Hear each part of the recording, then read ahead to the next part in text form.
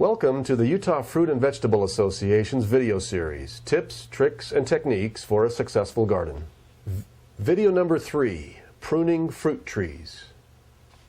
Hi, I'm Jack Wilbur with Three Scores Produce and the Utah Fruit and Vegetable Association, and I'm here today to talk a little bit about pruning fruit trees in the early spring.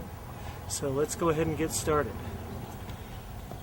Before we actually start, it's important to have the right equipment. These are just a lightweight pair of loppers.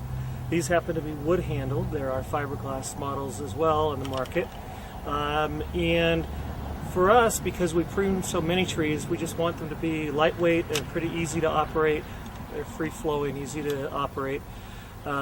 We do have some pole pruners for tall trees, but most of our trees are kept low enough that we're able to be on ladders and just use these regular hand pruners. One of the most important things about pruning any kind of a tree and using any kind of a pruner is just to make sure that the blade stays sharp. So if you need to, go to your tool shed or your garage and grab a file and just file off the edges on a little bit of an angle and just make sure you've got a nice sharp blade.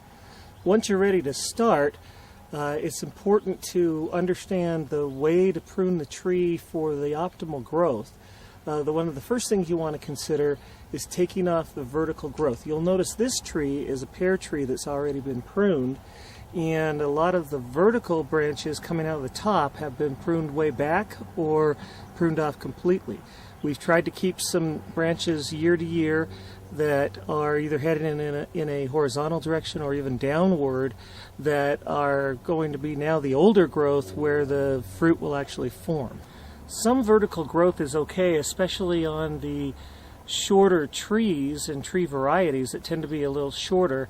The one thing you want to kind of keep in mind, or the rule of thumb, is that you don't want to get the growth much above what you can reach on the tallest ladder you have safely, because then you'll have fruit growing that's outside of the range of what you can pick, and it's much more easily exposed to the pests and the elements and the other kinds of problems, the diseases that could happen to the tree. So you want to keep everything as low to the ground as you can. Here is a peach tree that has already been pruned in the foreground, and then in the background you can see one that hasn't been pruned yet. The main difference is, see the amount of vertical growth on the one in the background as opposed to what's in the foreground. Now there is still some vertical growth on the tree that's in the foreground, just not nearly as much. Here, for example, is a branch that we're letting grow vertical that's very low to the ground. This branch is probably about 3 feet to 4 feet off the ground, and we're letting a vertical branch come out of that. It will send some shoots off to the side, and we'll continue to fill this tree out a little bit more.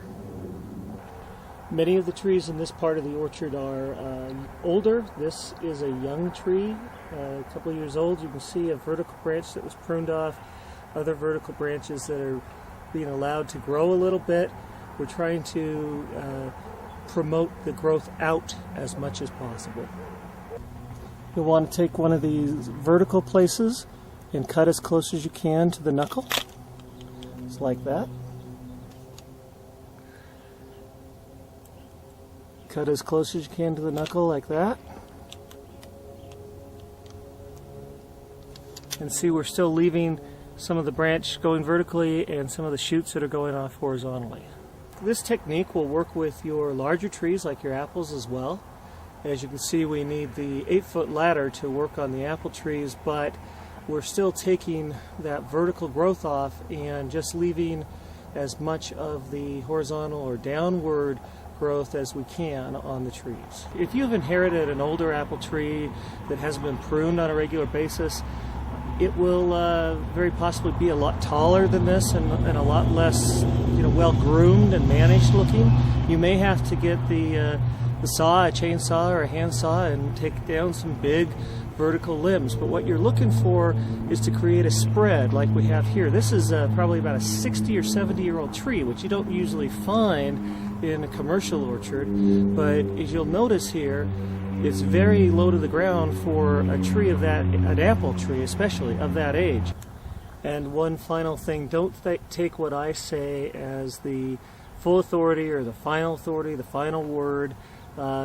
look things up online. There's all kinds of resources from the Extension Service and other farms and other agencies on how to prune your backyard orchard and your commercial orchard appropriately and properly to maximize your fruit production. So be sure to do your research and look things up and enjoy pruning and enjoy that harvest.